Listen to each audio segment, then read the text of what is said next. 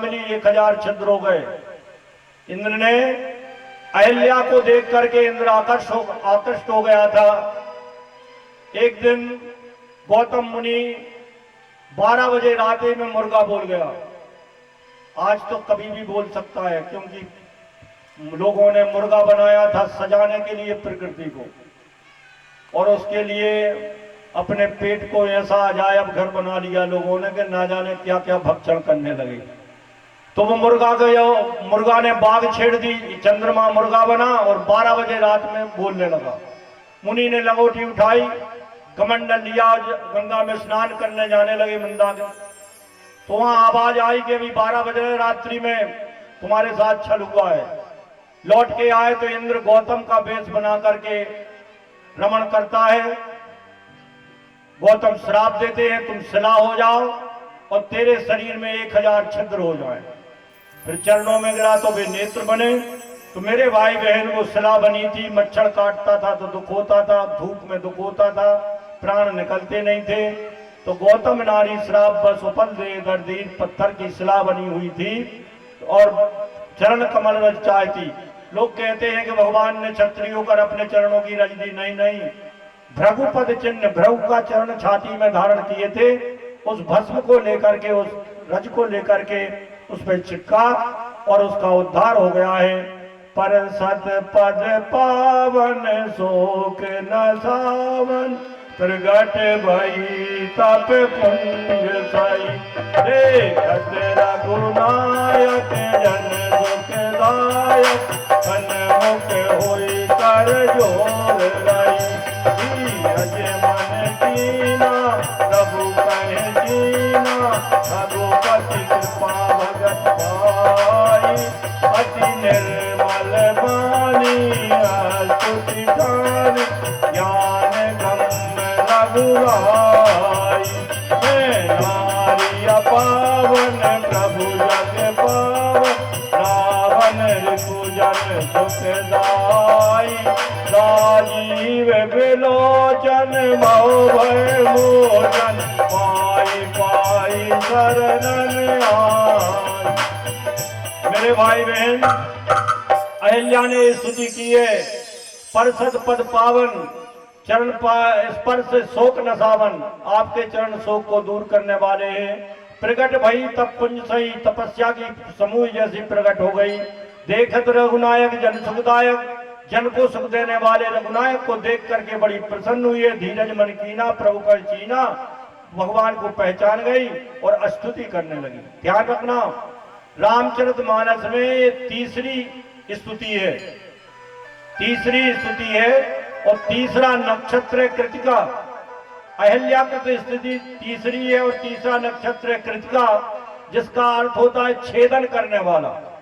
अर्थात जो भी अहिल्या के मुख से कही हुई इस स्तुति को करेगा, उसके पापों को छेद करके भगवान दूर कर देंगे, पापों का नाश हो जाएगा। ये फल है, पापों का छेदन कर दिया। अब मिथिला चले राम लक्ष्मण मुनि संगा, चले राम लक्ष्मण मुनि संगा, चले राम लक्ष्मण मुनि संगा, चले राम लक्ष्मण मुनि संगा। गए जहाँ जग पावनी गंगा, गए जहाँ जग पावनी गंगा, गए वहाँ जग पावनी गंगा। गादी सुन सब कथा सुनाई, यही प्रकार सुर सरी मई आई। गादी पुत्र ने, विश्वामित्र ने कथा सुनाई। कितने लोग जानते हैं गंगा का पूर्व जन्म का नाम क्या था? मेरे भाई बहन बहुत ध्यान से सुनना। भागवत जी में एक श्लोक आया है, उसमें देवकुल्या नाम था, देवकुल्या नाम था। अगले जन्म में वो गंगा बनके कैसे प्रकट हुई, बड़ी सुंदर कथा सुना रहा हूं, ध्यान से सुनना। पद्म पुराण की कथा है। पद्म पुराण और ब्रह्म वैवर्तक दो पुराणों में कथा आती है कि एक बार भगवान कमल कर्णिका पर बैठे हुए गोपियों के साथ रास की लीला की शुरुआत कर रहे थे, लेकिन रासेश्वरी तैयार नहीं हो पाई राधा। तो इतने में गंगा जी आई, सफेद वस्त्र धारण किए, सफेद कमलों की माला पहने, सुंदर आभूषण पहने और भगवान को देखकर मुस्कुराने लगे। तो भगवान भी उनको देखकर मुस्कुराने लगे। अब नारी ये भर सहन नहीं कर पाती कि हमारा पति किसी दूसरी की तरफ दृष्टि डाले। लाल पड़ गई और क्रोध में आकर के राधा ने पीछा कर दिया। गंगा भागी, तीनों लोकों में कहीं जगह नहीं मिली, राधा का क्रोध पीछे जा रहा है। अंत में लौट के आकर भगवान के दाएं पैर के अंगूठे के नाखून में प्रवेश कर गई और लाखों करोड़ों वर्ष तक उसी नाखून में रही। लेकिन जब वामन भगवान बने और बलि के लिए छलने के लिए परमात्मा पहुंचे, बलि से मां का भिक्षाम दे, उसने कहा क्या चाहते हो? 3 पग पृथ्वी। तो 3 पग पृथ्वी के लिए उन्होंने कहा खाट भी नहीं पड़ेगी 3 पग में। एक पैर में नाप लिया धरती को, एक पैर में आकाश को, कहा तीसरा कहां रखें? तो उसकी विंध्यावली नाम की पत्नी बड़ी विदुषी थी, उसने कहा इनको अहंकार था, ये लक्ष्मी मेरी, इनके सिर पे रख दो। तो परमात्मा के सिर पर, परमात्मा ने अपने पैर को बलि के सिर पे रख दिया। तो मन चाही होती नहीं हरि चाही तत्काल, बलि चाहते स्वर्ग को तो भेज दिए पाताल, पाताल भेज दिया।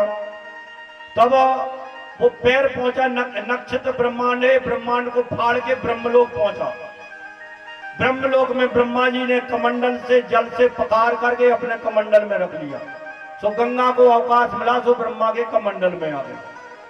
अब एक राजा सगर हुए हैं, उनकी 2 पत्नियां थी, एक पत्नी से 60,000 लड़का हुए। अब 60,000 कैसे हुए हो भगवान जाने, जैसे भगवान की 16,108 थी, ऐसे ही 60,000 बच्चा भी हो गए। और 60,000 एक पत्नी से एक ही बेटा हुआ जिसका असमंजस नाम था। उन्होंने यज्ञ किया, यज्ञ के घोड़े को इंद्र ने अपहृत करके और कपिल मुनि के आश्रम में के पीछे बांध दिया। 60,000 बेटा पृथ्वी का खनन करके पहुंचेगा, चोर है चोर है। कपिल मुनि ने नेत्र खोले, जलकर राख के ढेर हो गए। इसलिए कहते सब तीरथ बार बार और गंगा सागर एक बार। गंगा सागर के में और जैसे ही उनको तारने की बात आई तो कहा जब आकाश से गंगा आ जाएंगी तब तरन तारण होगा।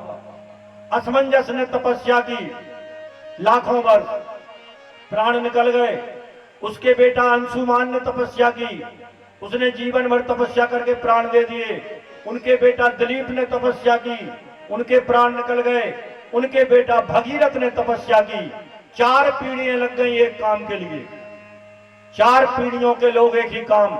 मैं ध्यान से सुनना आप लोग, जिनके घर में 7 पीढ़ी से धन है उनके घर में पुण्य अवश्य होगा। लक्ष्मी 2 प्रकार के वाहन पर रहती है, एक कमल पर और एक उल्लू पर। उल्लू को रात में दिखाई देता, दिन में नहीं दिखाई देता। जो 1 के 80 करते हैं वो उल्लू पर बैठी लक्ष्मी है, 12 साल में सब लेकर चली जाएगी। और कमल वासिनी लक्ष्मी 7 पीढ़ी तक रहती है। तो लक्ष्मी जो मंदिर के लिए भूमि का दान करते हैं, प्रलय पर्यंत उनके पूर्वज, उनके पितर स्वर्ग लोक में वास करते हैं। जो मंदिर में अपनी एक ईंट लगाते हैं, ईंट का एक कण जब तक रहेगा तब तक आपके पूर्वज स्वर्ग में धन्य धन्य कहते हुए जीवन जिएंगे। जो राजेश कथा करा रहे हैं, इनके पितर धन्य है धन्य कह रहे होंगे कि मेरे वंश में ऐसा बेटा हुआ जो भगवान की नवरात्रि में कथा करा रहा है। कोई खाली नहीं जाता कोई भी धर्म। आज यहाँ पर चाहे तिवारी परिवार हो, फौजदार परिवार हो, पाड़े परिवार हो, शुक्ला परिवार, जो भी हो, जितने हो, सब खाते पीते हैं।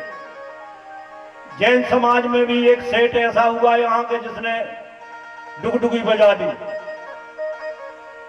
तो ये धर्म का फल है, धर्म का फल है।